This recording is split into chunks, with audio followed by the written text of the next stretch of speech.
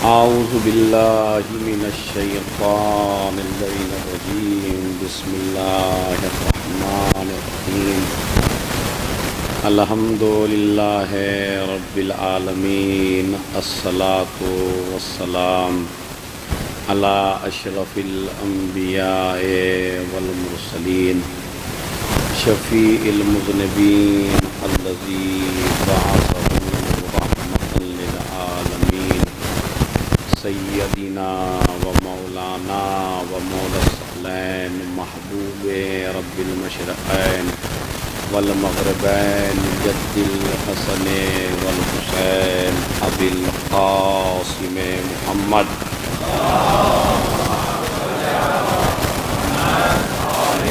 وعلى أهل بيته الطيبين الطاهرين المعصومين المظلومين الذين أذهب الله عنهم الرجس وطهرهم تطهيرا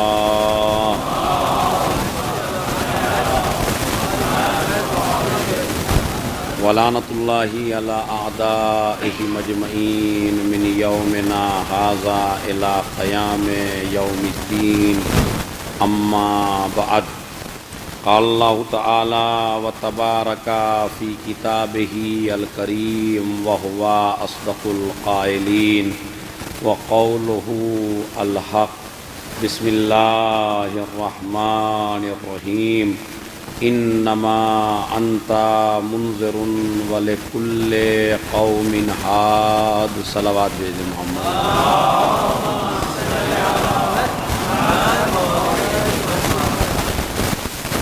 موضوع گفتگو مستقل اس بات پر چل رہا ہے کہ اس دور میں ایک ہادی، ایک امام، ایک قائد اور ایک رہبر کا وجود ضروری ہے، اور اس رہبر اور اس قائد اور اس امام کے وجود کے اوپر سب سے پہلے ہم نے یہ ثابت کیا ہے کہ وہ قرآن مجید کہ جو اللہ کی کتاب ہے اس میں آیات ایسی موجود ہیں جو اس بات کو ثابت کرتی ہیں کہ اس وقت کوئی ہے جو ہدایت کر رہا ہے.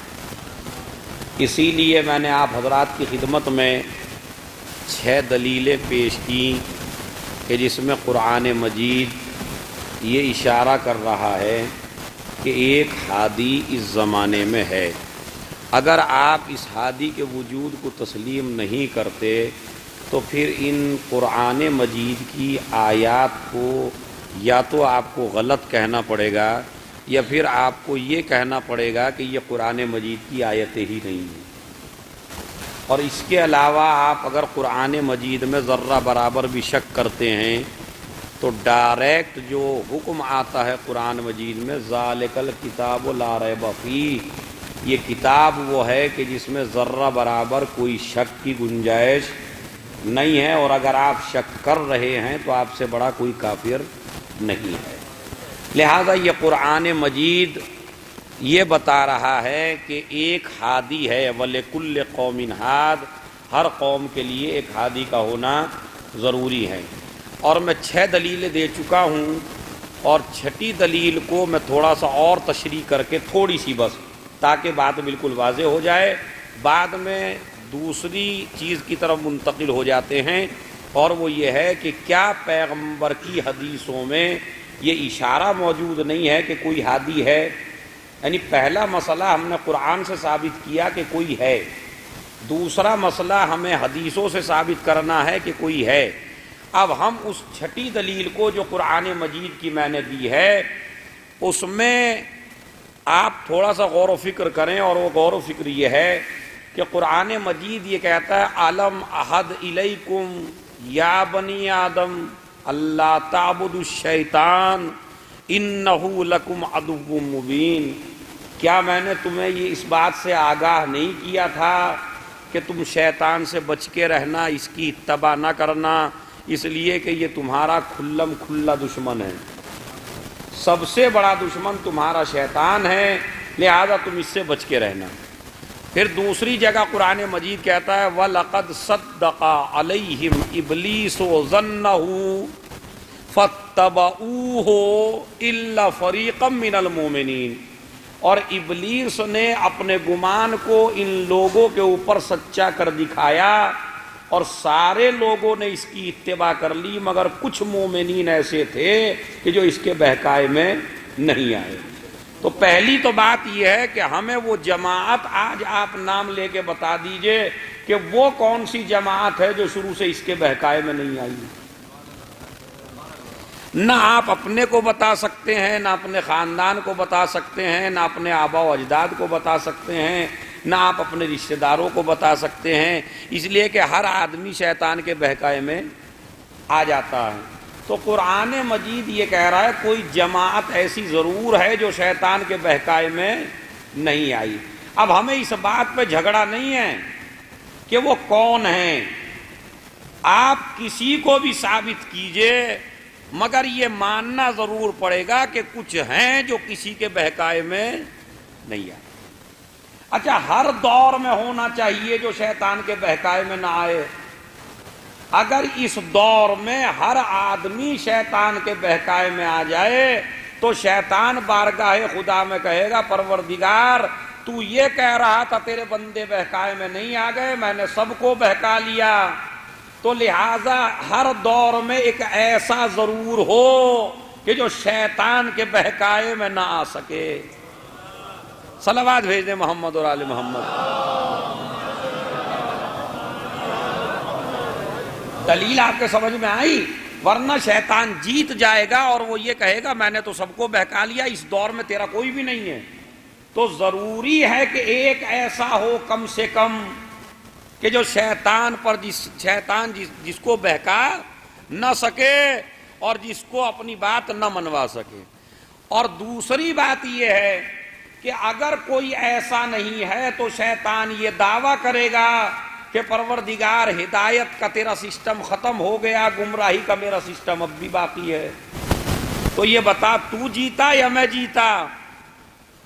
بس جنہیں شیطان کی پارٹی کو جتانا ہو وہ یہ کہے کہ کوئی نہیں ہے، اور جسے رحمان کی پارٹی کو جتانا ہو وہ اس بات کا اعتراف کرتے ہیں نظر آئے نہ آئے مگر ہے۔ بات سمجھ رہے ہیں؟ تو یہ ایک ایسی دلیل ہے عقلی جو میں آپ کو سمجھانا چاہتا ہوں، تھوڑا سا اس کو آپ غور کیجئے اور سمجھیے، اور خود بھی جا کے گھروں میں غور کیجئے کہ اگر اس زمانے میں کوئی نہیں ہے تو شیطان جیت گیا یا نہیں جیت گیا؟ اچھا، شیطان کے بارے میں ہر طرح کا یقین ہے مسلمان کو، ہر طریقے کا اعتقاد ہے مسلمان کو۔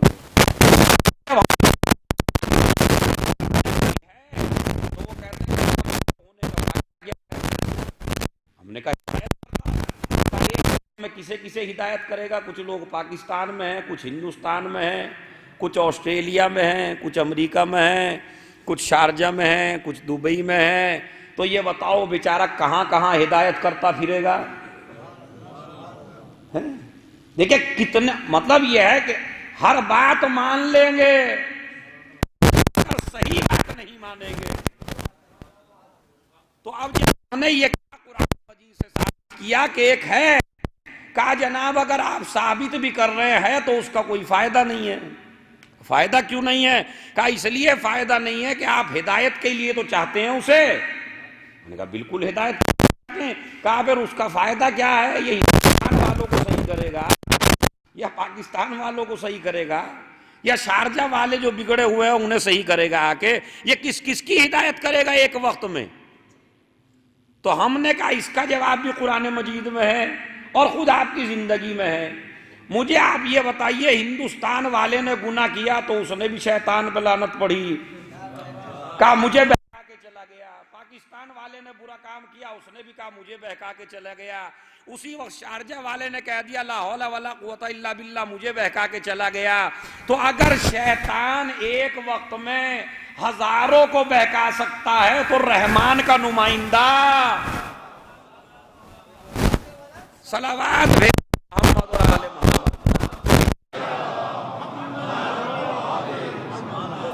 بات سمجھ میں آ رہی ہے نہیں آ رہی ہے؟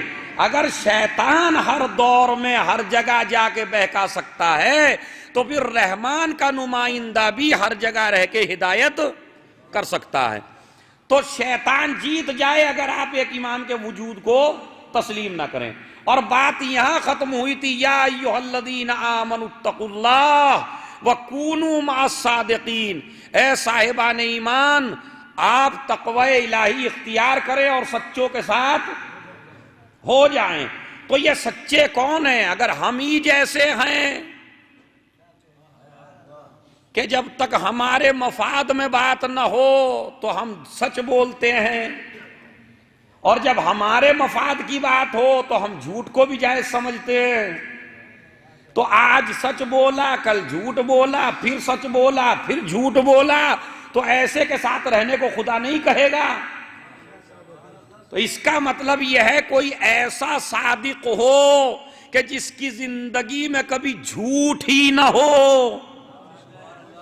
اس لیے کہ اگر ایک آدمی آج سچ بول رہا ہے کل جھوٹ بول رہا ہے تو پھر آپ کو اس کے ساتھ ہونے کا حکم قرآن نہیں دے گا۔ لہذا ایک ایسا اچھا صادق بھی ایسا ہو، خالی زبان کا سچا نہ ہو، عمل کا بھی سچا ہو۔ خالی یہ نہیں ہے جو زبان سے کہتا رہے بس، نہیں، عمل میں بھی سچا ہو۔ اور اگر ایسا ہو کہ آج کچھ ہے کل کچھ ہے اور قرآن کہتا ہے اس کے ساتھ ہو جاؤ، تو یہ بتائیے جب وہ صحیح کرے گا ہم تب بھی ساتھ دیں گے، اور جب برائی کرے گا تب بھی ساتھ دیں گے۔ اچھا جب برائی میں ساتھ دیں گے تو اللہ کو سزا دینے کا حق نہیں ہے، حق نہیں ہے، اس لیے کہ ہم خدا سے کہیں گے تو نے کہا تھا ان کا ساتھ دینا، تو ہم ہر ہی بات میں تو ساتھ دیں گے۔ بھائی اسی لیے اللہ نے جو سسٹم رکھا، کہا میں ایسے کے ساتھ رہنے کو کہوں گا جس کی زندگی میں گناہ نہ ہو۔ اسی لیے ہادی کا معصوم ہونا ضروری ہے۔ وہ شکل و صورت میں تم جیسا ہے مگر تم جیسا نہیں ہے۔ بات سمجھ رہے ہیں؟ اگر آپ دیکھیں پروردگار اگر چاہتا آپ سے کلمہ پڑھوانا تو کسی طرح کا بھی پڑھوا لیتا ہوں، سمجھ رہے ہیں؟ مثلا اس کے چہرے پہ اتنا نور دے دیتا کہ جتنا سورج پہ ہے، اور اس کی تپش بہت زیادہ پڑتی ہے آدمی کے اوپر، اور آنکھیں خیرہ ہو جاتی اور آدمی کہتا بھائی جلدی سے کلمہ پڑھ لو ورنہ آنکھیں پھوڑ دے گا یہ ہماری۔ تو نہ اس نے ایسا سورج جیسا بالکل بنا کے بھیجا، نہ اس نے ایسا پہاڑ جتنا بنا دیا۔ بات سمجھ رہے ہیں؟ اس نے جب بنایا تو آپ جیسا بنایا بالکل، جس طرح آپ کو بھوک لگتی ہے اسے بھی بھوک لگتی ہے، اس لیے کہ اگر اسے بھوک نہ لگتی تو بھی مسئلہ بڑا مشکل تھا۔ جب وہ یہ کہتا حلال کھاؤ حرام نہ کھاؤ تو دنیا یہ کہتی کہ آپ کو تو بھوک ہی نہیں لگتی، آپ کیسے بتائیں گے حلال کا ذائقہ کیا ہوتا ہے، حرام کا ذائقہ کیا ہوتا ہے؟ بات تو جب ہے کہ آپ کھائیں اور حلال کھائیں۔ اب آپ سمجھ رہے ہیں اللہ کی مصلحت کہ اس نے اچھا شیر بنا کے بھی نہیں بھیجا کہ نبی کو شیر کی شکل کا بنا دیا یا امام کو شیر کی شکل کا بنا دیا، اب وہ جدھر جدھر سے گزر رہا ہے کہہ رہے بھائی کلمہ پڑھ لو جلدی سے، آ گیا پر نہیں پڑھا تو یہ کھا جائے گا۔ پروردگار عالم نے کہا مجھے ایسا کلمہ نہیں پڑھوانا ہے کہ جو آدمی مجبور ہو کے پڑھے، مجھے وہ کلمہ پڑھوانا ہے جو اختیار کے ساتھ ہو۔ اور اگر مجھے اختیاری کلمہ نہیں چاہیے ہوتا تو میں نبیوں کو نہ بھیجتا کلمہ پڑھوانے کے لیے، ملک الموت کو بھیجتا۔ صلوات بھیج دیں محمد اور آل محمد پر۔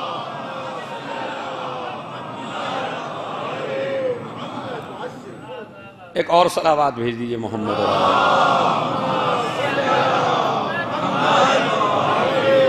تو ہر دور میں میرے مجمع میں ماشاءاللہ میرے ساتھ ہیں، ہر دور میں ایک صادق کا ہونا ضروری ہے۔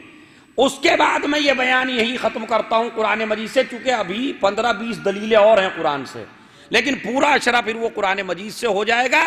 اب تھوڑا سا میں حدیثوں سے آپ کو سیر کرانا چاہتا ہوں کہ جو حدیثیں اس بات کے اوپر دلالت کرتی ہیں کہ کوئی امام اس وقت ہے، اور اگر نہیں ہے تو پھر ان حدیثوں کا کوئی مطلب نہیں ہے، اور نبی معاذ اللہ نبی سچے نہیں ہیں۔ مگر اللہ نے اپنے نبی کے لیے فرمایا وَمَا يَنْطِقُ عَنِ الْهَوَىٰ إِنْ هُوَ إِلَّا وَحْيٌ يُوحَىٰ، میرا نبی بولتا ہی نہیں ہے جب تک کہ اس کے اوپر وحی، یعنی یہ وحی بولتا ہے جو وحی ہوتی ہے، یہ اپنی طرف سے کوئی بھی کلام نہیں کرتا، یہ وحی بولتا ہے جو ہم وحی کرتے ہیں اس کے اوپر۔ تو ایک تو مسئلہ پابندی لگا دی، کہا جب کچھ یہ کہے تو خبردار اس کی بات پہ اعتراض نہ کرنا، اس لیے کہ زبان اس کی ہے، کلام ہمارا ہے، یہ غلطی نہیں کرتا ہے بولنے میں۔ اچھا چلیے، اب اس نبی کی ایک مشہور و معروف حدیث جو آپ کی سنی ہوئی ہے اور ہزاروں بار سنی ہے اور کافی خطبہ سے سنی ہے، لیکن اکثر خطبہ اسے ٹچ نہیں کر پاتے امام زمانہ سے، ورنہ اس حدیث میں کہ جو تمام کتابوں میں موجود ہے، اور کوئی مذہب ایسا نہیں ہے اسلام کا جو اس حدیث کو نہ مانتا ہو۔ حدیثیں تو بہت ہیں امامت کے اوپر، لیکن کچھ حدیثیں وہ ہیں جو ہماری کتابوں میں ہیں، بس میں ان حدیثوں کو بیان نہیں کر رہا ہوں، میں صرف اور صرف ان حدیثوں کو بیان کرنا چاہتا ہوں کہ جن پہ کسی مسلمان نے آج تک یہ اعتراض ہی نہیں کیا کہ یہ نبی کی حدیث نہیں ہے۔ اب میں مشہور حدیث آپ کو سنا رہا ہوں، اتنی مشہور ہے کہ میں آدھی پڑھوں گا، آدھی آپ خود پڑھیں گے، لیکن جب آپ سے پوچھا جاتا ہے امام زمانہ کے وجود پہ کیا دلیل ہے تو آپ نہیں دے پاتے، اس لیے کہ ٹچ نہیں کیا گیا ہے اسے۔ میں آپ کے اذہان عالیہ کو متوجہ کروں گا، آپ متوجہ ہو جائیں گے۔ نبی نے فرمایا انی تارکن فیکم الثقلین، میں تمہارے درمیان دو چیزیں چھوڑے جا رہا ہوں، اولہما کتاب اللہ، ان میں سے پہلی چیز ہے اللہ کی کتاب، اللہ کا کلام، اور دوسرے ہے اطرتی اہل بیتی، میری اطرت میرے اہل بیت۔ بھائی میں چونکہ طالب علم چھوٹا سا عربی کا، تو میری سمجھ میں یہ نہیں آتا یہ پہلے اطرتی کا لفظ کیوں رکھ دیا، ورنہ اہل بیتی جیسے بعض حدیثوں میں خالی اہل بیتی ہے، لیکن کہیں نبی اطرتی اہل بیتی، میری اطرت میرے اہل بیت، یعنی کیا؟ اس لیے کہ اہل بیت میں ہو سکتا ہے جھگڑا پیدا ہو جائے، مگر اطرتی کے معنی ڈکشنری میں آپ کو ملیں گے انسان کی نسل۔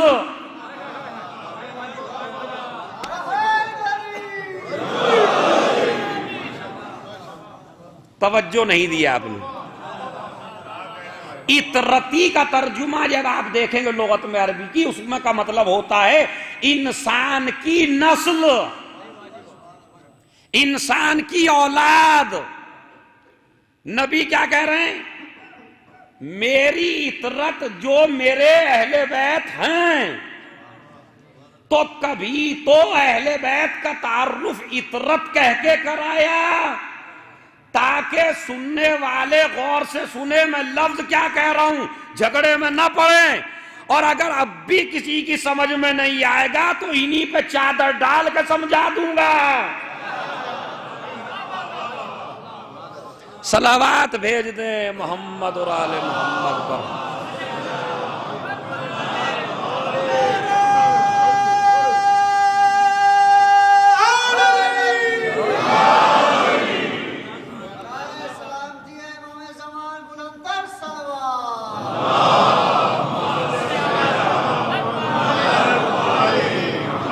تو یعنی اطرتی اور اولاد بھی ہر اولاد نہیں، وہ اولاد جس پر صدقہ حرام ہو، وہ اولاد جس پر صدقہ حرام ہو۔ تو عزیزو اطرتی اہل بیتی، میری اطرت میرے اہل بیت۔ لفظ کیا ہے؟ انی تارکن، میں چھوڑ کے جا رہا ہوں. عربی میں اور بھی لفظ استعمال ہوتے ہیں، یہ نہیں کہا میں بنا کے جا رہا ہوں، یہ لفظ نہیں ہے وہاں. تارک کہتے نہیں تارک الصلاۃ، جو نماز کو چھوڑ دے، کہتے نہیں تارک، تارک یعنی چھوڑنے والا. انی تارکن. اچھا میں آیا بھائی یہاں دبئی میں یا شارجہ میں، اور 2 بیگ رکھے ہوئے تھے وہاں جہاں میں رکا ہوا ہوں، اور چلتے ہوئے میں کہنے لگا کہ میاں میں جا رہا ہوں، یہ 2 بیگ چھوڑ کے جا رہا ہوں. تو وہ جو بیچارے ہوں گے ہو سکتا ہے امامے کا خیال کر کے کچھ نہ کہیں، لیکن بعد میں لوگوں سے کہیں گے بڑے بے وقوف آدمی ہیں بھائی، آپ چھوڑ کے جا رہے ہیں، آپ لے کے ہی کب آئے تھے ہیں؟ 2 بیگ کہہ رہے ہیں چھوڑ کے جا رہا ہوں. تو لفظ چھوڑنا اردو زبان میں وہاں بولا جاتا ہے جہاں پہلے ساتھ لے کے آئے ہوں. اس سے زیادہ تشریح بھائی اور میں کیا کر سکتا ہوں اس جملے کی؟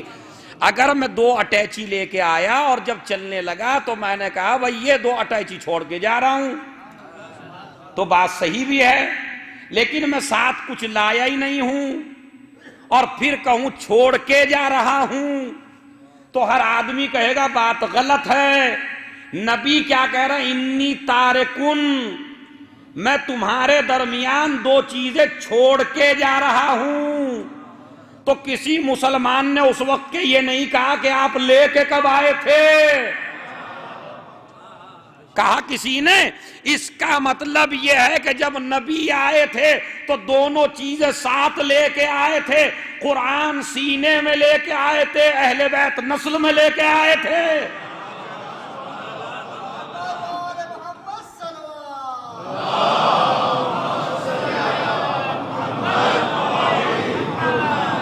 مطلب تاریخ کا ترجمہ ورنہ صحیح نہیں ہوگا، یہ عربی گرامر ہے.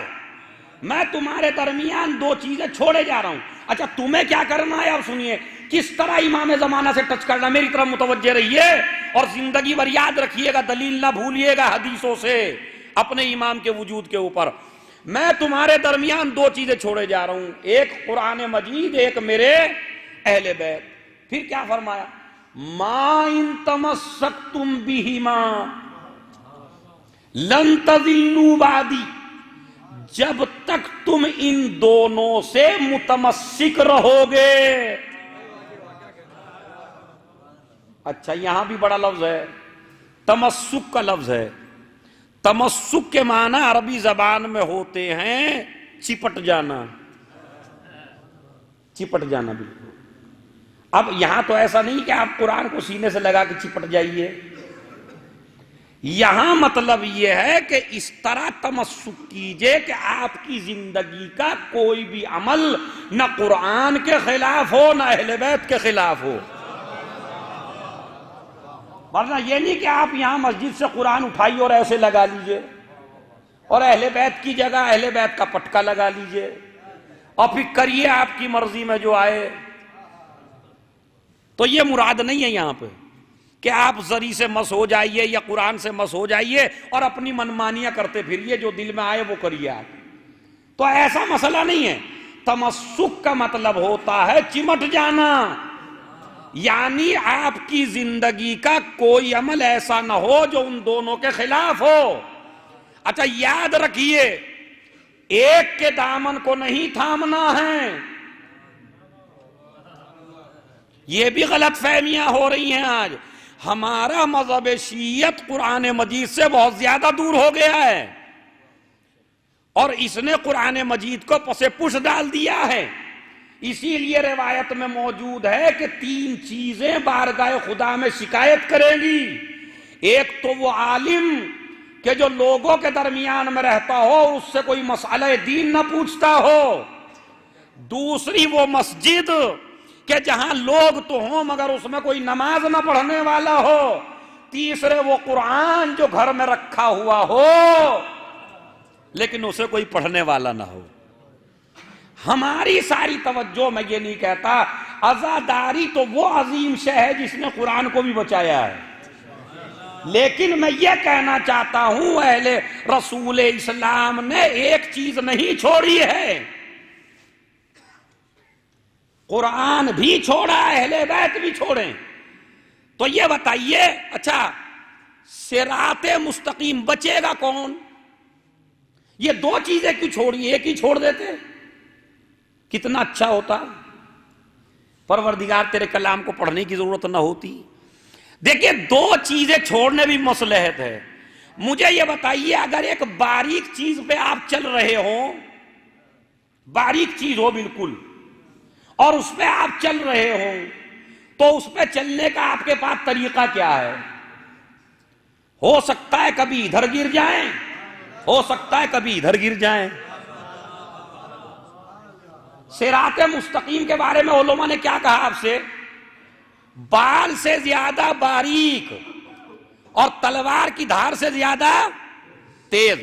تو جب آپ ایسی چیز پہ چلیں گے تو ہو سکتا ہے کبھی ادھر کٹ کے گر جائیں، کبھی ادھر کٹ کے گر جائیں۔ تو اب طریقہ عقلی طور پہ کیا ہونا چاہیے؟ کہا جناب ہاتھوں میں، دونوں ہاتھوں میں ایسی چیز رکھ دو کہ جس سے صراط مستقیم پہ چلنے میں بیلنس رہے۔ بھائی اسی لیے جو صراط مستقیم پہ خالی اہل بیت کو لے کے چلا وہ بھی گر گیا، جو قرآن کو لے کے چلا وہ بھی گر گیا۔ صراط مستقیم پہ چلنے کے لیے اور بیلنس قائم رکھنے کے لیے ضروری ہے ایک ہاتھ میں اطرت کا دامن ہو، ایک ہاتھ میں قرآن کا دامن ہو۔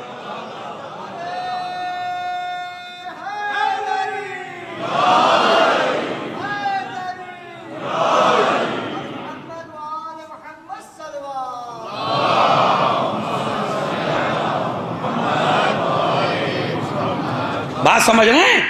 تو ما ان تمسک، جب تک تم ان سے متمسک رہو گے دونوں سے، لن تضلوا بعدی، میں کیا کروں، میری مجبوری ہے۔ یہ جو لفظ لن ہے عربی میں یہ بڑا سخت آتا ہے۔ جناب موسیٰ کی قوم نے کہا ہم خدا کو دیکھیں گے، انہوں نے لن ترانی، مجھے کبھی کبھی نہیں دیکھ سکتے، ہرگز نہیں دیکھ سکتے۔ تو یہ لن کا ترجمہ ہوتا ہے قیامت تک کی نفی، انکار، یعنی مجھے کبھی بھی نہیں دیکھ سکتے۔ اسی طرح اب یہاں کا لن تضلوا بعدی، میرے بعد ہرگز ہرگز گمراہ نہیں ہو سکتے، یعنی قیامت تک میرے بعد آپ ہرگز ہرگز گمراہ نہیں ہو سکتے۔ کب؟ جب تمہارے دونوں ہاتھوں میں، ایک ہاتھ میں اطرت کا دامن ہو، ایک ہاتھ میں قرآن کا دامن ہو، تو تم کبھی بھی گمراہ نہیں ہو سکتی۔ اچھا پھر کیا کہا؟ اب سنیے امام زمانہ کے وجود پہ دلیل، وَلَن يَفْتَرِقَا، اور یہ دونوں کے دونوں کبھی ایک دوسرے سے جدا،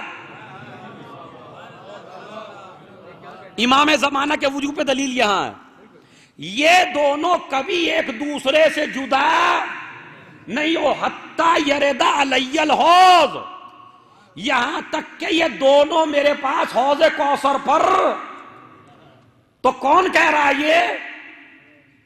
جو بولتا ہی نہیں ہے جب تک وہی، اچھا کہہ کیا رہا ہے؟ لن یفترقا، یہ کبھی بھی ایک دوسرے سے الگ نہیں ہو سکتے۔ آپ ان کا سر تو کاٹ سکتے ہیں، نہیں ابھی میں آپ کو دلیل دے دیتا ہوں۔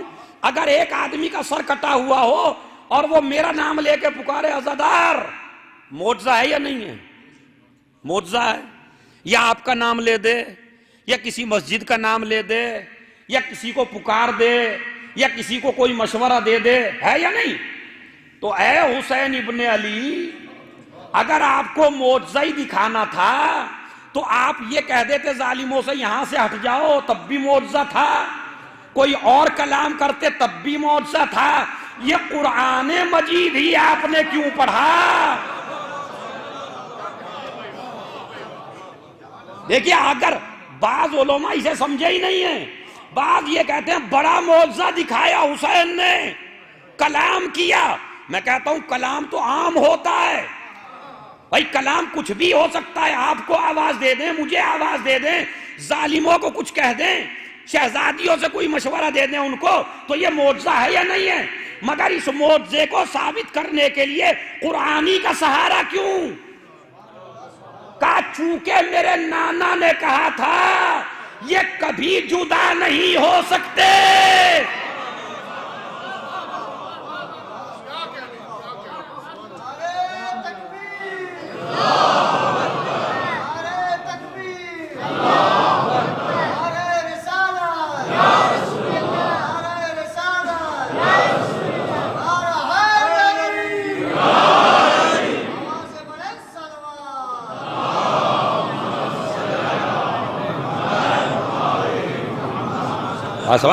لن یفترقا، یہ دونوں ایک دوسرے سے جدا نہیں ہو سکتے۔ اچھا کون کہہ رہا ہے بھائی؟ کوئی عام آدمی نہیں کہہ رہا، نبی کہہ رہے ہیں۔ ہم آپ تو ہم سے پوچھتے ہیں، وہ جو سوال کرنے والا امام کے وجود کے بارے میں، ہم الٹا سوال کر رہے ہیں، یہ بتاؤ کہ اس وقت قرآن ہے یا نہیں ہے؟ اس وقت قرآن ہے یا نہیں ہے؟ آپ کا کیا جواب ہے؟ تو آپ کے لیے، ہر آدمی کے لیے اپنے ذہنوں کی رگیں کھول لیں۔ دلیل دے رہا ہوں تمہارے امام کے بارے میں۔ اگر کوئی آپ سے کہے کہ امام ہے یا نہیں، تو آپ یہ کہیے قرآن ہے یا نہیں؟ قرآن موجود ہے یا نہیں؟ کہا قرآن تو موجود ہے۔ ہم نے کہا اگر قرآن ہے تو امام بھی ہے۔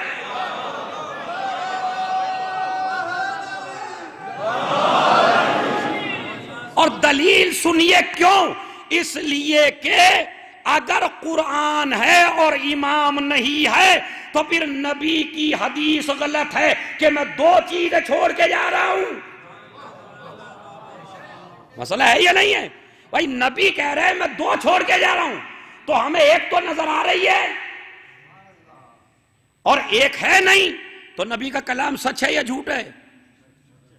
سچ ہے۔ اچھا ایک تو اس میں اشارہ یہ ہے کہ کوئی ہے جو قرآن کے ساتھ ہے۔ اچھا یہ اگر آپ ایک، اور یہ تو نبی کی حدیث سے دلیل تھی، اسی کو تھوڑا سا عقلی اعتبار سے سوچئے، دنیا کی کوئی کتاب ایسی دکھائیے کہ جہاں کتاب ہو اور اس کا استاد نہ ہو۔ اگر کتاب لکھی جاتی ہے تو استاد ضرور ہوتا ہے، ورنہ کتاب کے کوئی معنی نہیں ہے۔ ارے تمہاری کتابوں کے لیے تو استاد کی ضرورت ہو، اللہ کے کلام کے لیے کسی استاد کی ضرورت نہ ہو۔ تو ضروری ہے کہ کوئی استاد ہو، ضروری ہے کوئی مفسر ہو، ضروری ہے کوئی امام ہو، ورنہ نبی کی حدیث کا کوئی مطلب۔ وہ کہہ رہا ہے میں دو چیزیں چھوڑ کے جا رہا ہوں۔ اچھا اگر یہی کہتے چھوڑ کے جا رہا ہوں تو لوگ یہ کہتے چلو 11 تک آئی ساتھ، بھائی کوئی مسئلہ نہیں ہے۔ انہوں نے یہ تھوڑا ہی کہا تھا قیامت تک ساتھ رہیں گے۔ نبی جانتے تھے ہو سکتا کوئی اعتراض کر دے، انہوں نے کہا دیا لن یفترقا، یہ کبھی کبھی بھی جدا نہیں ہوں گے۔ اچھا یا رسول اللہ ہو سکتا ہے اس لفظ کو بھی بدل دیں کہ کبھی کبھی کا مطلب ایک پیریڈ تک تھا، انہوں نے دوسرا لفظ حتی یرد علی الحوض، جب تک میرے پاس حوض کوثر پر۔ تو علاج ہے یا نہیں؟ تو ایک تو یہ حدیث یہ ثابت کرتی ہے کہ ایک امام ہے، دوسری بات اور ثابت کرتی ہے یہ دونوں ہمیشہ ایک ساتھ رہیں گے۔ ایک ساتھ کا مطلب کیا ہے یہ بتائیے؟ اگر قرآن مجید کہے ادھر چلو اور اہل بیت کہیں ادھر چلو، تو دونوں میں جدائی ہوئی یا نہیں ہوئی؟ سوچ کے بولیے گا۔ قرآن کہے ادھر چلو، اہل بیت کہیں ادھر چلو، تو دونوں میں جدائی ہو گئی یا نہیں ہو گئی؟ نبی کیا کہہ رہے تھے؟ ان میں جدائی ممکن نہیں ہے، کبھی بھی ان میں جدائی نہیں ہو سکتی۔ تو اس کا مطلب ہے جس طرح قرآن میں باطل داخل نہیں ہو سکتا، جس طرح قرآن مجید میں باطل تھا، نہ آگے سے نہ پیچھے سے نہ دائیں سے نہ بائیں سے، اسی طرح جو ہو اس کا معصوم ہونا ضروری ہے۔ اس لیے کہ اگر قرآن کچھ کہے اور وہ کچھ کہے تو دونوں میں جدائی ہو گئی۔ اسی لیے نبی نے اہل بیت کے اوپر چادر ڈال کے ان کی عصمت کی سند بھی دی۔ کہ جو ہے وہ معصوم ہے، اس کی زندگی میں کوئی گناہ نہیں ہے تاکہ قرآن سے الگ نہ ہو۔ اور پھر ہم دونوں کا ساتھ کیسے دیں گے؟ وہ کہتا ہے مشرق کی طرف چلو، یہ کہتا ہے مغرب کی طرف چلو۔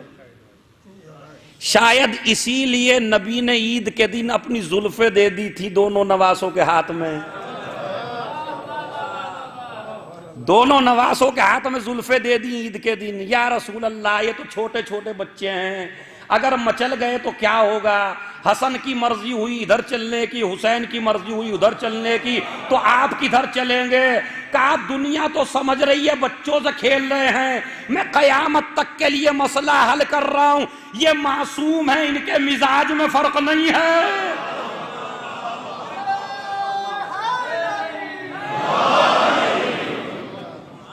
صلوات بھیج دیں محمد اور آل محمد۔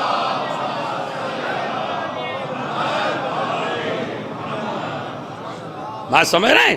تو لن یفترقا، یہ دونوں کبھی بھی ایک دوسرے سے جدا۔ تو اگر کوئی یہ کہے کہ قرآن ہے اور امام نہیں ہے تو دونوں میں جدائی ہو گئی، اور نبی کہہ رہے ہیں یہ دونوں ایک دوسرے سے جدا۔ تو سب سے بڑی دلیل امام کے وجود پہ نبی کے حدیث سے یہ ہے، قرآن کا موجود ہونا دلیل ہے کہ کوئی اہل بیت میں سے ہے۔ اچھا، اسی لیے دوسری جگہ فرمایا قرآن مجید میں، اس حدیث کو آیت سے ملائیے، وَاعْتَصِمُوا بِحَبْلِ اللَّهِ جَمِيعًا وَلَا تَفَرَّقُوا، اللہ کی رسی کو مضبوطی سے پکڑ لو، وَلَا تَفَرَّقُوا، جدا نہ ہونا، الگ الگ نہ ہونا۔ اچھا، رسی کس طرح بنتی ہے بھائی؟ یہ تو ماشاءاللہ آپ تو ہو سکتا ہے مجھے سمجھانا مشکل ہو، لیکن جس طرح میں دیہات کا ہوں، ہو سکتا ہے ایسے اور لوگ بھی ہوں تو میں انہیں سمجھ۔ رسی جب بانٹی جاتی ہے تو اس کے دو سرے ہوتے ہیں۔ رسی، انہوں نے لوہے کی چیز نہیں کہا نبی نے کوئی، یہ قرآن نے۔ حبل کہتے ہیں رسی کو، رسی بانٹی جاتی ہے دو سروں سے۔ نبی کیا کہہ رہے ہیں؟ دو چیزیں چھوڑ کے جا رہا ہوں۔ تو حبل اللہ سے مراد ہیں یہ دونوں، یعنی جب تک ان دونوں سے چپکے رہو گے۔ اور ہم نے یہ دیکھا ہے جب کوئی آدمی دامن سے چپک جاتا ہے تو جہاں وہ آدمی جاتا ہے وہیں وہ جاتا ہے جو چپکنے والا ہے۔ نہیں، ایک مکھی جب میں ہندوستان سے چلا تو میرے پشت پہ آ کے بیٹھ گئی، اتری نہیں، اس نے دامن نہیں چھوڑا۔ اب جو میں ایئر عربیہ میں بیٹھا وہ دامن نہیں چھوڑ رہی تھی بالکل، جب میں یہاں آ کے اترا تو وہ بھی میرے ساتھ آ کے اتر گئی۔ تو بھائی اہل بیت کا دامن پکڑ لو، جہاں اہل بیت جائیں گے وہیں آپ جائیں گے۔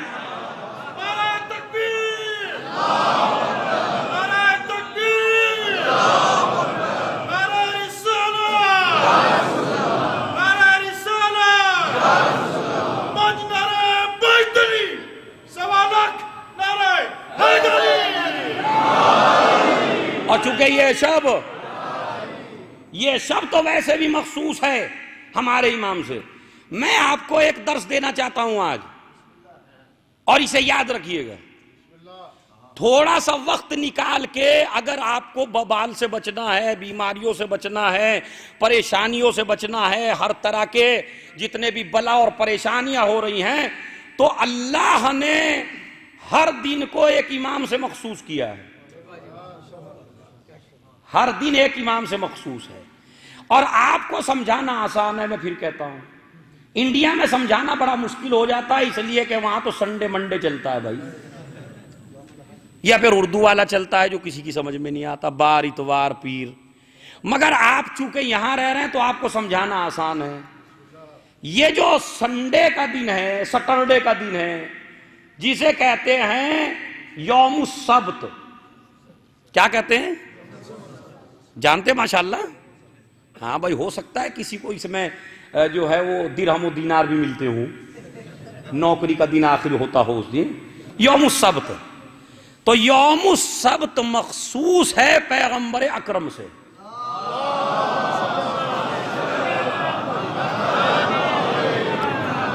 یہ یوم السبت اس لیے، اسی میں جب آپ دیکھیں گے تو زیارت لکھی ہے رسول خدا کی، اس کے بعد لفظ آتا ہے یوم الاحد. احد مخصوص ہے امیر المومنین سے.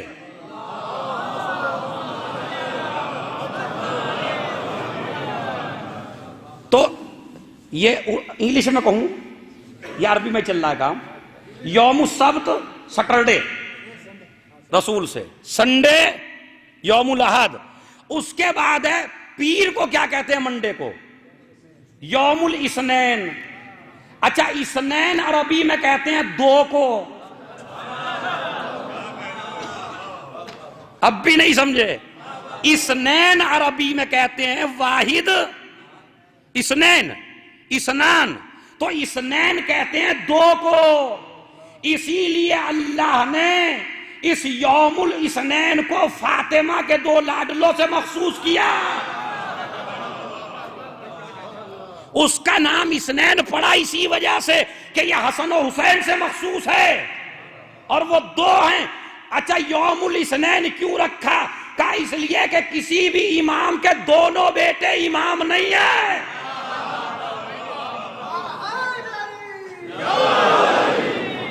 یوم الاثنین یہ مخصوص ہے حسن و حسین سے. اس کے بعد لفظ کیا آتا ہے؟ یوم الثلاثہ. ثلاثہ کسے کہتے ہیں عربی میں؟ تین کو. تو اب یہ دن مخصوص ہے تین اماموں سے. دیکھیں کس طرح عدد پورا کر رہا ہے پروردگار. یوم الثلاثہ مخصوص ہے چوتھے امام سے، پانچویں امام سے، چھٹے امام سے. اور بعد کے دن کا نام ہے، بدھ کا نام ہے یوم الاربعاء. اربعاء کہتے ہیں چار کو. تو یہ مخصوص ہے 7ویں سے، 8ویں سے، 9ویں سے، 10ویں سے.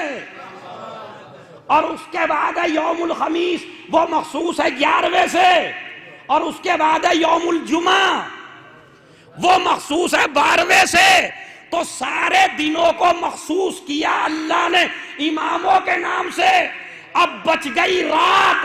راتوں میں سب سے بڑی رات لیلۃ القدر. کا لیلۃ القدر سے مراد ہے فاطمہ.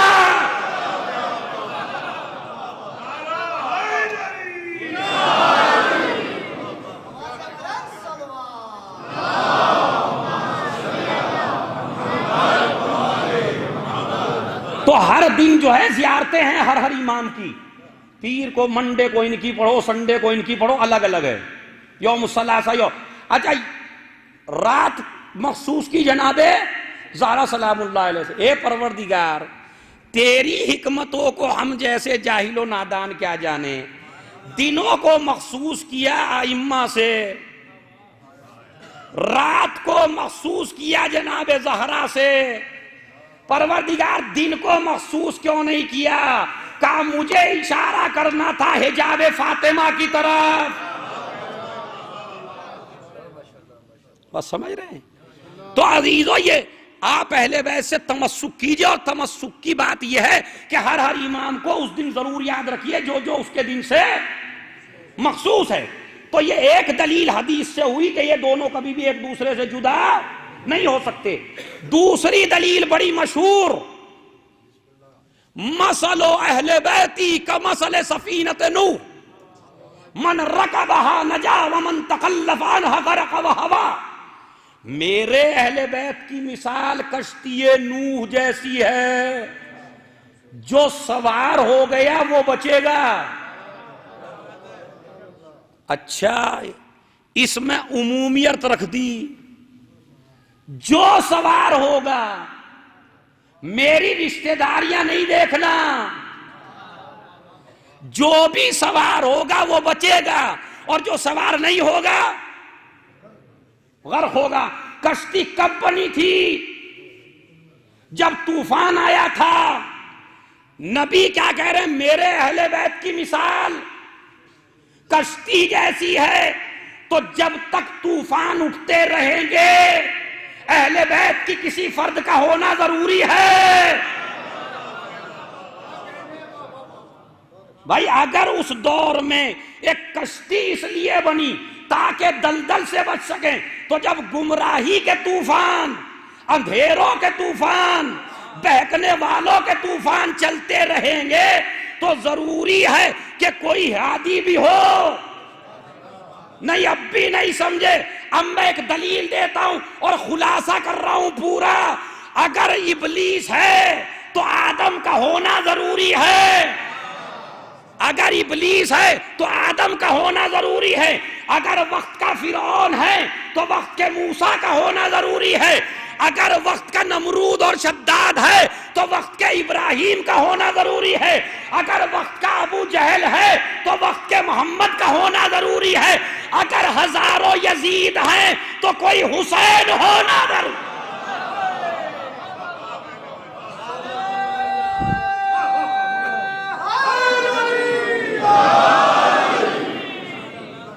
صلوات بھیج دیجئے محمد والے محمد.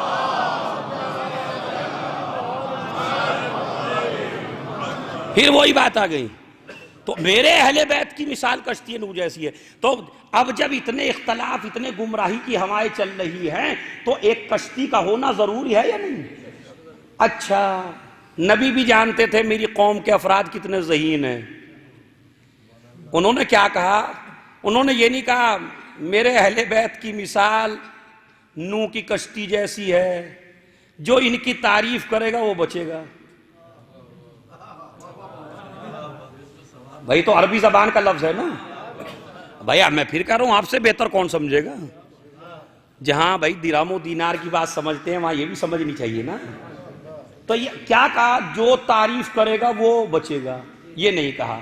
نہیں میرے اہل بیت کی مثال کشتی نوح جیسی ہے، جو سوار ہوگا. اچھا جو میں خود بھی ہیں، ہائے جو میں خود بھی ہے نبی. کیوں یہ بتائیے؟ جب کشتی چلی تو کیا جناب نوح نے اس میں رسی آگے باندھی، خود آگے آگے چلے اور پیچھے پیچھے کشتی؟ ایسا کہیں سنا آپ نے کہ جناب نوح نے کچھ باندھ لیا ہو، آگے آگے خود چل رہے ہوں کشتی کو کھینچتے ہوئے؟ کہا نہیں، خود بھی سوار ہوئے. یا نبی اللہ آپ کو سوار ہونے کی ضرورت کیا ہے؟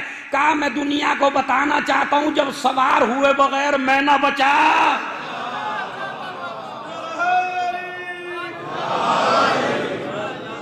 اب سنیے کیا ہے میرے اہل بیت کی مثال. تو اگر وہاں ایک کشتی تھی تو یہاں بھی نجات کے لیے ایک کشتی اس دور میں ہونی چاہیے جو ہر طرح کی گمراہی سے ہمیں نجات دے سکے. یہ نہیں کہا کہ جو تعریف کرے گا وہ بچے گا. اچھا اگر طوفان آ رہا ہو، کشتی بڑی اچھی آ رہی ہو، بڑا اچھا کلر ہو، بڑی مضبوط ہو، اور آپ کنارے پہ کھڑے ہوں اور طوفان آیا ہوا ہو، آپ کہیں ارے دیکھیا کتنے مہربان ہے یہ آدمی جو مجھے لینے کے لیے آئے طوفان میں، تو آپ جو کشتی چلا رہا ہے اس کی بھی تعریف کریں. کشتی بڑی مضبوط ہے، کشتی کا کلر بڑا اچھا ہے، کشتی بڑی بہترین ہے، یہ ڈوبنے نہیں دیتی ہے، اس سے اچھی کشتی نہیں دیکھی ہے، مگر سوار نہ ہو تو بچے گا؟ نہیں بچے گا. لیکن اس کا مطلب یہ نہیں ہے کہ تعریف کرنا چھوڑ دیجئے. ہاں دونوں طرف بھئی آج کل جو ہے تشنا نہیں چھوڑنی چاہیے بات، چونکہ ہر مجلس میں دو دو گروپ ہیں. اگر ادھر کی بات کرو تو وہ سمجھتا ہے کہ میرے لیے کہہ رہے ہیں، ادھر کی بات کرو. اب جو میں نے تعریف کو کہا تو کچھ لوگوں کے بہت ہاتھ اٹھے، جب میں نے عمل کو کہا تو کچھ کے اٹھے. تو اس کا مطلب ہے دو دو چل رہے ہیں بھائی. تو میں دونوں کی بات رکھتا ہوں. وہ جو لینے کے لیے آپ کو آئے اور کشتی لے کے آئے ان کی تعریف بھی ضروری ہے، اس لیے کہ تعریف کرنا تمہاری شرافت کا تقاضا ہے. کہ جہاں ہمیں کوئی نہیں بچانے کے لیے آیا، رشتہ دار بھاگ گئے مگر یہ بچانے کے لیے آیا، تو تعریف کرنا شرافت کا تقاضا ہے اور اس میں بیٹھ جانا اطاعت کا تقاضا ہے.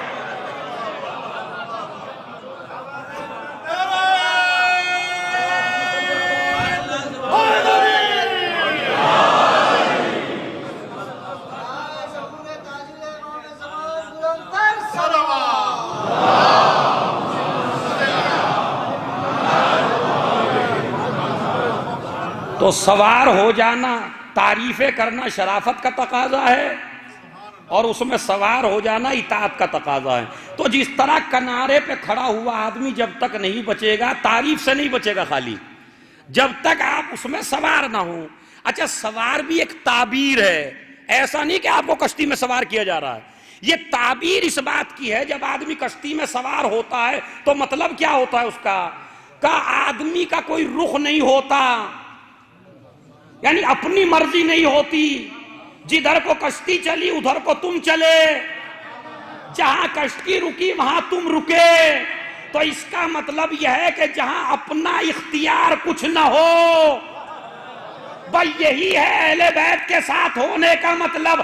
اپنے اختیار سے کچھ نہیں کرنا. وہ اٹھنے کو کہہ دیں تو بیٹھنا حرام ہے، وہ بیٹھنے کو کہہ دیں تو کھڑا ہونا حرام ہے.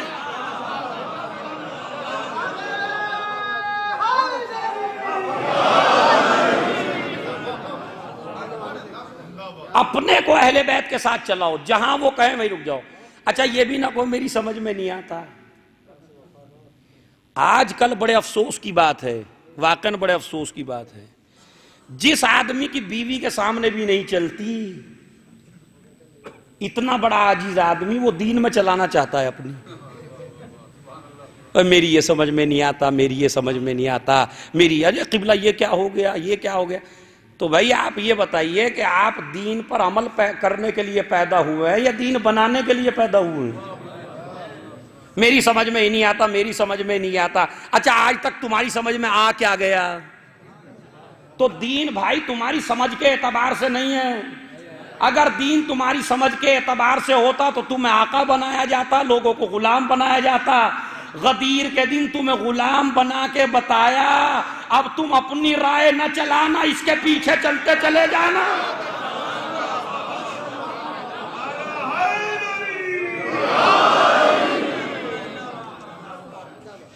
یہ نہ سمجھنا کہ ارے میری سمجھ میں نہیں آتا، یہ میری مول صاحب یہ مسئلہ نہیں سمجھ میں آ رہا. اس طرح ہو تو کیسا ہو؟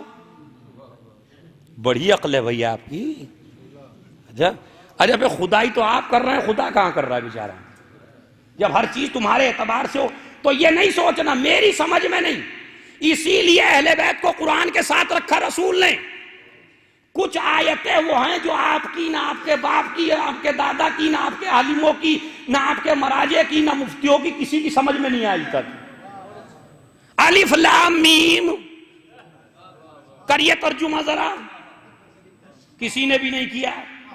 کاف ہا یا عین صاد نون قاف کیجئے ترجمہ. کہا نہیں ترجمہ تو کر ہی نہیں سکتا کوئی. ہم نے کہا پھر اسے نہ مانو، جب سمجھ میں نہیں آیا نہ مانو. کہا نہیں قرآن پر عمل کرنے کا تقاضا یہ ہے وہ بھی مانو جو سمجھ میں آئے، وہ بھی مانو جو سمجھ میں نہ آئے. اسی طرح علی اور اولاد علی کو قرآن کے ساتھ رکھا. ان کی وہ بات بھی مانو جو سمجھ میں آئے، ان کی وہ بات بھی مانو جو سمجھ میں نہ آئے.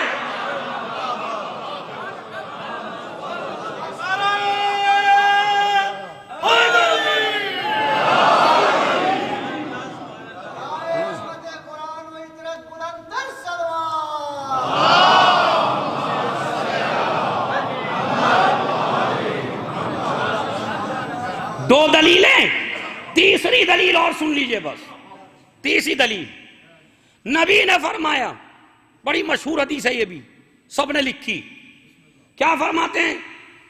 النجوم امان لأہل السماء فَإِذَا ذَهَبَتِ النُّجُومُ ذَهَبَ أَهْلُ السَّمَاءِ وَأَهْلُ بَيْتِي أَمَانٌ لِأَهْلِ الْأَرْضِ فَإِذَا ذَهَبَ أَهْلُ بَيْتِي ذَهَبَ أَهْلُ الْأَرْضِ. سب کتابوں میں حدیث ہے. کیا فرمایا نبی نے؟ یہ ستارے، سنیے ایمان کا وجود ہے. دلیل دے رہا ہوں میں آپ کو. تیسری دلیل نبی کی حدیث ہے. میرے اہل بیت کی مثال ستاروں جیسی ہے. النجوم امان لأہل السماء، یہ ستارے امان ہیں آسمان والوں کے لیے. جب ستارے ختم ہو جائیں گے تو اہل آسمان بھی ختم ہو جائیں گے. وَأَهْلُ بَيْتِي أَمَانٌ لِأَهْلِ الْأَرْضِ، میرے اہل بیت امان ہیں زمین والوں کے لیے. جب میرے اہل بیت ختم ہو جائیں گے تو زمین والے سب کے سب ختم ہو جائیں گے. اس حدیث کا ترجمہ سنا دیا. دوسری حدیث لولا الحجہ لساقت الارض باہلہا، اگر زمین ایک لمحہ بھی حجت خدا کے بغیر رہ جائے تو یہ زمین دھس جائے.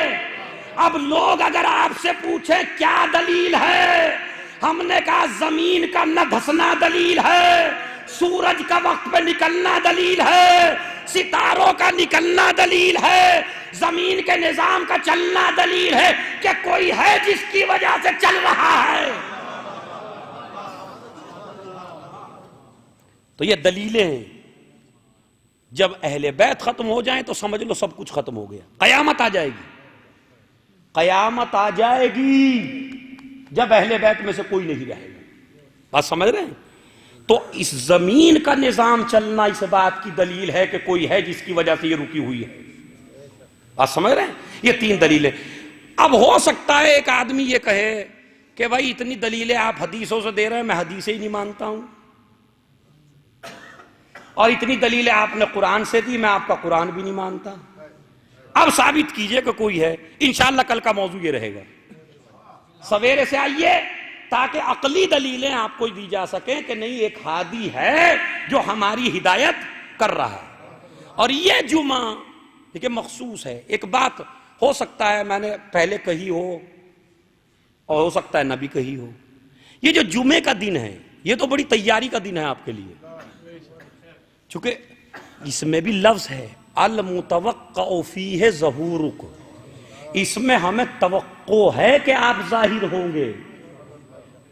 یقین اس میں بھی نہیں ہے، توقع کا لفظ رکھا معصوم نے. المتوقع فیہ، جس میں ہماری امید ہے کہ آپ جمعے کے دن حاضر ہوں گے. اسی لیے جتنی تاکید غسل جمعہ کی گئی اتنی کسی کی نہیں کی گئی. غسل جمعہ کرو ضرور، صبح کو اٹھو تو غسل جمعہ کرو. دو چیزوں کی تاکید ہے جمعے کے دن. پہلی تاکید ہے غسل جمعہ کرو. حد یہ ہے اگر یہ معلوم ہو کہ صبح میں پانی نہیں ملے گا تو ابھی رات میں کر لو، اگر بھول گئے ہو تو جمعے کے بعد کر لو، جمعے کے دن بھول گئے ہو تو سنیچر کو کر لو، مگر کرو. اچھا یہ آپ ہی کا تو فائدہ ہے، اس میں اللہ کا کیا فائدہ ہے؟ تمہارے بدن کو ٹھنڈک لگی تو اللہ کو کیا ملا؟ میل تمہارا اترا ہے اللہ کو. تو ساری چیزیں بندے کے فائدے کے لیے ہیں. غسل کرو. کیوں کرو؟ ہو سکتا ہے وہ اس دن آ جائے تو تمہارا بدن پاک ہونا چاہیے، اس لیے کہ اس کے لشکر میں کوئی نجس آدمی نہیں جا سکتا. تو ہر آدمی کو تاکید کی غسل کرو غسل کرو. اور دوسری چیز جو حضرت علی علیہ السلام سے فرمائی نبی نے،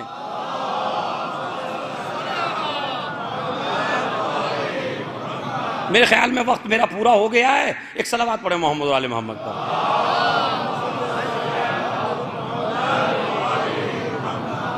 چلیں آج کی 10 منٹ کی معافی میں صابر بھائی اور شاکر بھائی سے لے لوں گا اجازت، تو کوئی مسئلہ نہیں. صلوات پڑھیں محمد و آل محمد.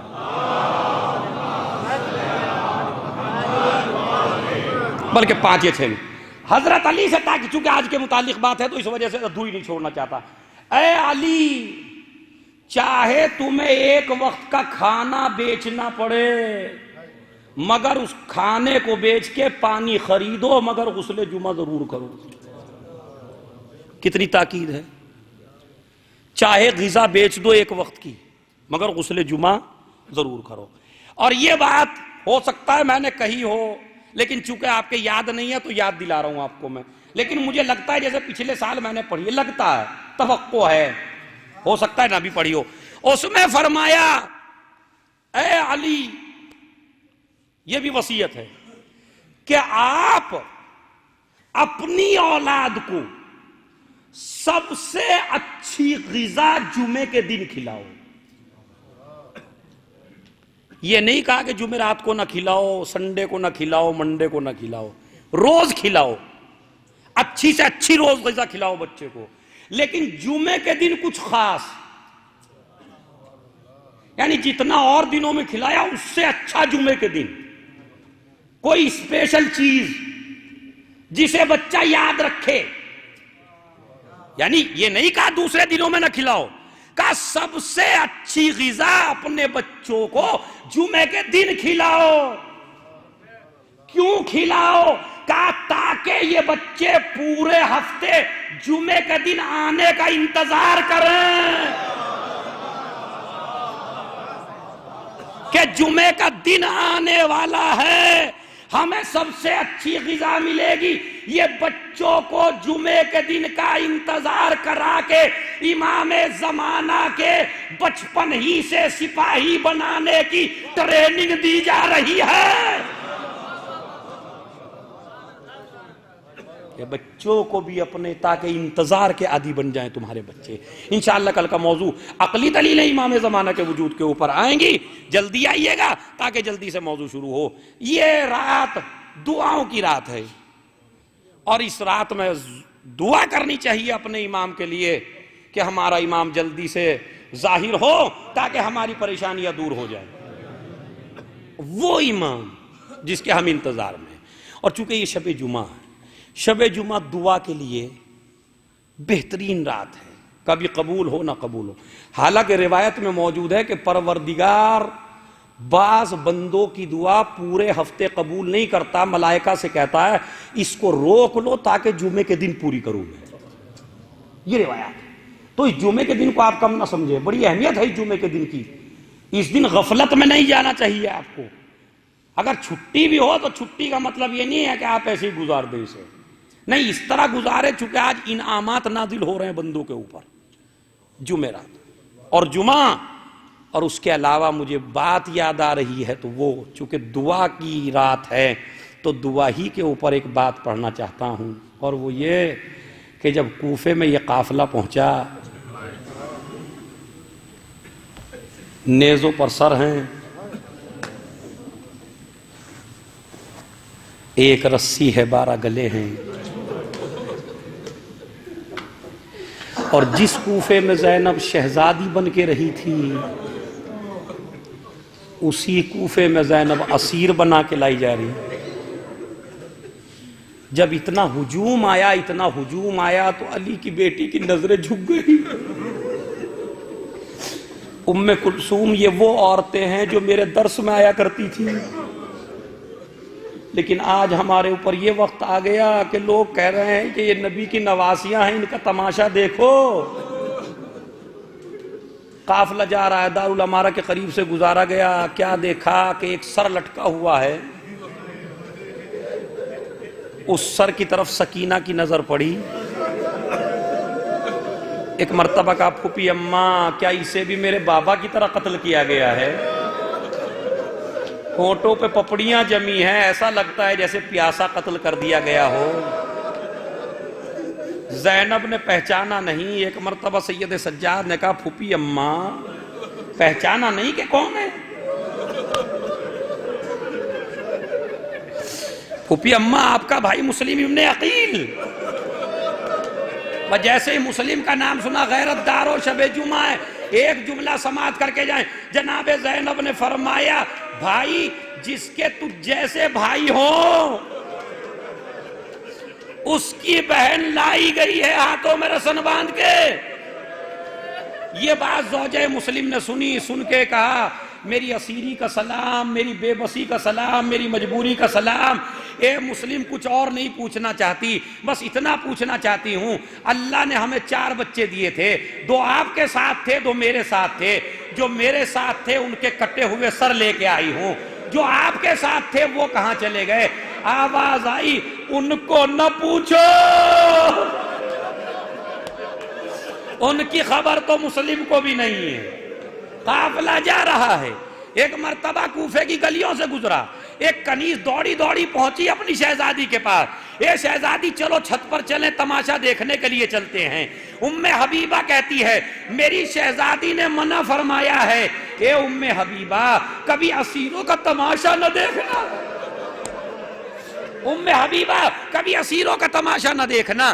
وہ کہتی ہے شہزادی ایسے اسیر تو میں نے نہیں دیکھے، ایسے اسیر ہیں کہ پیشانیوں پہ سجدوں کے نشان ہیں، شریف معلوم ہوتے ہیں، چہروں سے نور ہے، بیبیاں لائی گئی ہیں بے مخنو چادر، چلو چل کے تو دیکھیں۔ ایک مرتبہ ام حبیبہ چھت پر پہنچی، قافلہ بالکل اس کی چھت کے نیچے آ گیا، کیا دیکھا؟ ایک بچی بار بار پھوپھی سے کہتی ہے پھوپھی اماں پیاس نے مار ڈالا، میرا گلا خشک ہوا جا رہا ہے، میرا دم نکلا جا رہا ہے۔ ام حبیبہ کو ترس آیا، ایک کوزہ آب لیا، کوزہ آب لے کے بچی کے پاس آئی، آ کے کہتی ہے بچی ایسا لگتا ہے جیسے تو کافی دن سے پیاسی ہے۔ سکینہ نے کہا میں کافی دن سے پیاسی ہوں، کوزہ آب پیش کیا اور کہا لے بچی پانی پی لے، ابھی یہ کوزہ آب دیا تھا۔ ایک جملہ کہتی ہے بیٹی پانی پی لے، مگر پانی پینے کے بعد تم میرے لیے 3 دعائیں کر دینا۔ کیوں؟ سنیے جملہ، سنیے کیا ہے، 3 دعائیں کر دینا، اس لیے کہ میں نے سنا ہے تجھ جیسے غریبوں کی دعا پروردگار جلدی سنتا ہے، تجھ جیسے اسیروں کی دعا پروردگار رد نہیں کرتا۔ ایک مرتبہ زینب نے پشت پہ ہاتھ رکھا، بیٹی پانی بعد میں پینا، پہلے اس کے لیے دعا کر دو۔ سکینہ نے کوزہ آب رکھ دیا، بتا تیری پہلی دعا کیا ہے؟ کہا بیٹی یہ بتا یہ کس کا سر ہے؟ کہا یہ میرے بابا کا سر ہے، یہ میرے بھائی کا سر ہے، یہ میرے چھوٹے بھائی کا سر ہے، یہ جو ہاتھوں میں ہتھکڑیاں، پاؤں میں بیڑیاں، گلے میں خاردار تو یہ میرا بھائی سجاد ہے، وہ گھوڑے کی گردن میں میرے چچا کا سر ہے، یہ میری پھوپھیاں ہیں، یہ میری ماں ہے، میں یتیم ہوں۔ اتنا سن کے کہا تو دعا کرو جس طرح تمہارا گھر اجڑا، جس طرح تمہارا گھر اجڑا اس طرح میرا گھر نہ اجڑے۔ سکینہ نے شام غریبہ کا جلا ہوا دامن اٹھایا، اے پروردگار جس طرح ہم برباد ہوئے اس طرح اس کا گھر نہ اجڑے۔ دوسری دعا کیا ہے؟ کہا میرا شوہر پردیس گیا ہے، یہ دعا کرو خیریت سے آئے، میرے بچے یتیم نہ ہوں۔ سکینہ نے کہا پروردگار تجھے سکینہ کی یتیمی کا واسطہ، جس طرح تو نے مجھے یتیم کیا اس طرح اس کے بچے یتیم نہ ہوں۔ تیسری دعا شب جمعہ، تیسری دعا کیا ہے؟ کہا میری تیسری دعا یہ ہے کہ مجھے مدینے جانا نصیب ہو۔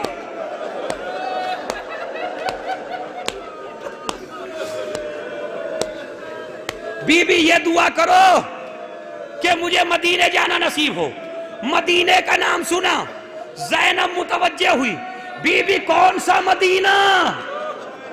چونکہ مدینہ عربی میں شہر کو کہتے ہیں، کہا کون سا مدینہ؟ اس نے کہا رسول کا مدینہ۔ کہا رسول کے مدینے میں کون سے محلے میں جانا چاہتی ہے؟ کہا محلہ بنی ہاشم میں جانا چاہتی ہوں۔ محلہ بنی ہاشم میں جا کے کیا کرے گی؟ کہا وہاں میرے پاس شہزادہ رہتا ہے، ایک شہزادی رہتی ہے، شہزادے کا نام کیا ہے؟ کہا شہزادے کو حسین کہتے ہیں۔ کہا شہزادی کا نام کیا ہے؟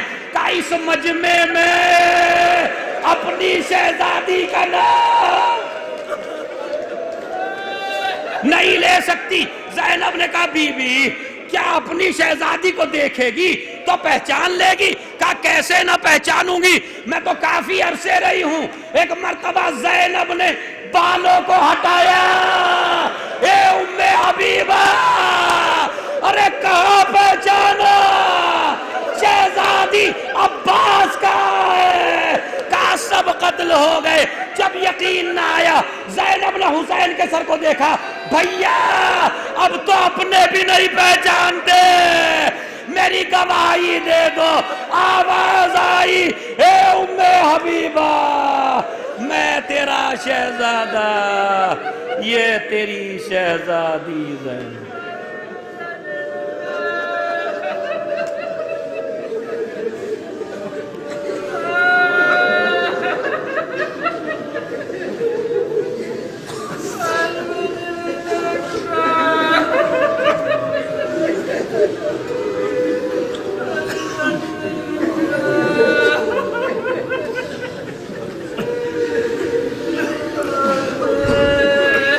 ایک سورہ فاتحہ جناب مرحوم سید شمس الحسن شمسی، مرحوم سید گلزار محسن، مرحوم سید مظفر سلطان، مرحوم ریاض الحسن، مرحوم جاوید بالگرامی، مرحومہ نجمہ علاء الدین قاسم، مرحوم ناصر حسین، ناظم حسین، اور اسی طرح وہ افراد جو شیعان آل محمد ہیں جن کا کوئی وارث نہیں ہے، ان کے لیے بھی ایک سورہ فاتحہ ایصال فرمائیں۔